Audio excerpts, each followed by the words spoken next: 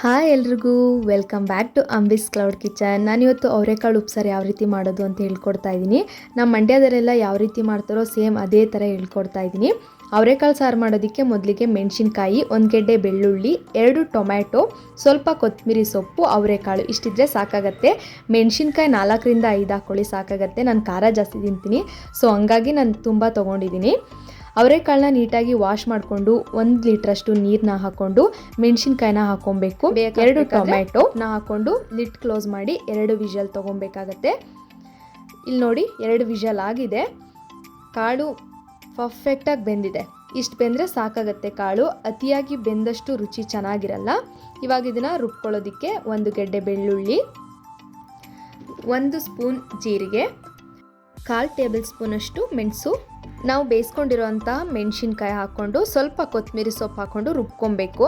ನಾನು ಇದಕ್ಕೆ ಬೇಯಿಸಿರೋ ಟೊಮ್ಯಾಟೊನ ಹಾಕೋತಾ ಇಲ್ಲ, ಯಾಕಂದರೆ ಈ ಖಾರನ ನಾನು ಸಪ್ರೇಟ್ ಎತ್ತಿಟ್ಕೊತೀನಿ. ಸಾಂಬಾರ್ಗೆ ಎಷ್ಟು ಬೇಕೋ ಅಷ್ಟು ಖಾರನ ಉಳಿಸ್ಕೊಂಡು ನೆಕ್ಸ್ಟು ನಾನು ಟೊಮ್ಯಾಟೊನ ಹಾಕ್ಕೊಂಡು ರುಬ್ಕೊತೀನಿ. ನೋಡಿಲಿ ಖಾರ ಎಲ್ಲ ತೆಗೆದಿಟ್ಕೊತಾ ಇದ್ದೀನಿ. ಇದು ರೊಟ್ಟಿಗೆ ಯಾವುದಕ್ಕಾದರೂ ಸರಿ ಬೆಣ್ಣೆ ಅಥವಾ ತುಪ್ಪ ಹಾಕ್ಕೊಂಡು ತಿಂದರೆ ತುಂಬ ರುಚಿಯಾಗಿರುತ್ತೆ.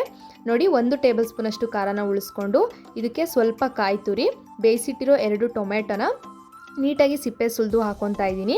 ಬೇಯಿಸಿರೋ ಕಾಳು, ನಿಮಗೆ ಸಾರು ಗಟ್ಟಿಗೆ ಬೇಕು ಅಂತ ಅಂದರೆ ಕಾಳನ್ನ ಇನ್ನೊಂದು ಸ್ವಲ್ಪ ಜಾಸ್ತಿ ಹಾಕ್ಕೊಬೋದು. ನೆಕ್ಸ್ಟು ನಾನು ಇದಕ್ಕೆ ಕೊತ್ತಂಬರಿ ಸೊಪ್ಪು ಹಾಕ್ಕೊಂಡು ಸ್ವಲ್ಪ ಉಪ್ಪನ್ನ ಹಾಕ್ಕೊಂಡು ರುಬ್ಕೊತೀನಿ.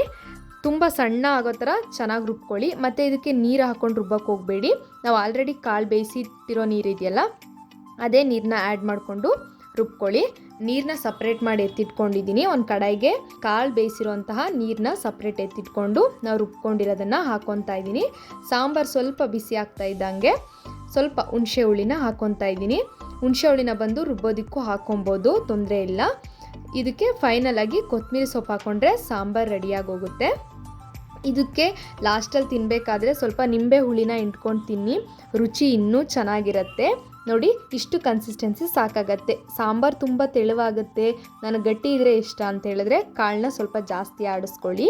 ನೀಟಾಗಿ ಇದು ಕುದ್ಮೇಲೆ ಗ್ಯಾಸ್ನ ಆಫ್ ಮಾಡ್ಕೊಳ್ಳಿ. ನಾನಿಲ್ಲಿ ಕಾಳನ್ನ ಒಗ್ಗರಣೆ ಮಾಡ್ಕೊಳ್ಳೋದಕ್ಕೆ ಮೊದಲಿಗೆ ಕೊಬ್ಬರಿ ಎಣ್ಣೆ, ಸಾಸಿವೆ, ಕರಿಬೇವಿನ ಸೊಪ್ಪು, ಮೆಣಸಿನ್ಕಾಯಿ, ಈರುಳ್ಳಿನ ಹಾಕ್ಕೊಂಡು ನೀಟಾಗಿ ಫ್ರೈ ಮಾಡ್ಕೊತೀನಿ. ಸ್ವಲ್ಪ ಉಪ್ಪನ್ನ ಹಾಕ್ಕೊತೀನಿ. ಉಪ್ಪು ಹಾಕ್ಕೊಂಡ್ರೆ ಈರುಳ್ಳಿ ಬೇಗ ಫ್ರೈ ಆಗುತ್ತೆ. ನೋಡಿ ಈರುಳ್ಳಿ ಫ್ರೈ ಆಗಿದೆ. ಇವಾಗ ಬೇಯಿಸಿಟ್ಟಿರೋ ಕಾಳನ್ನ ಹಾಕ್ಕೊತಾ ಇದ್ದೀನಿ. ಇದನ್ನು ಕೂಡ ನೀಟಾಗಿ ಮಿಕ್ಸ್ ಮಾಡ್ಕೊಬೇಕು. ಈರುಳ್ಳಿ ನಾವು ಮಾಡಿರೋಂಥ ಒಗ್ಗರಣೆ ಎಲ್ಲ ಈ ಕಾಳಿಗೆ ಚೆನ್ನಾಗಿ ಮಿಕ್ಸ್ ಆಗಬೇಕು. ಇದ್ರಲ್ಲಿ ಬೇಯಿಸೋ ಅವಶ್ಯಕತೆ ಇಲ್ಲ, ಯಾಕಂದರೆ ಆಲ್ರೆಡಿ ನಾವು 2 ವಿಷಲ್ ಹೊಡಿಸಿರೋದ್ರಿಂದ ಕಾಳು ಕರೆಕ್ಟಾಗಿ ಬೆಂದಿರುತ್ತೆ. ತುಂಬ ಬೇಯಿಸೋ ಅವಶ್ಯಕತೆ ಇಲ್ಲ.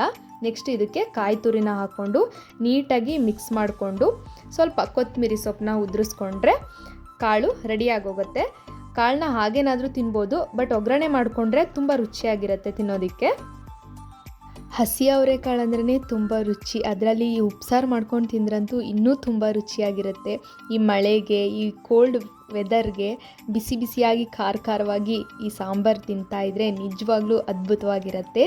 ಒಂದ್ಸರಿ ಎಲ್ಲರೂ ಟ್ರೈ ಮಾಡಿ. ನಾನು ಮಾಡಿರೋಂಥ ರೆಸಿಪಿ ನಿಮಗೆ ಇಷ್ಟ ಆಗಿದೆ ಅಂತ ಅಂದ್ಕೊತೀನಿ. ಇಷ್ಟ ಆದರೆ ಲೈಕ್ ಮಾಡಿ, ಶೇರ್ ಮಾಡಿ, ಸಬ್ಸ್ಕ್ರೈಬ್ ಮಾಡಿ.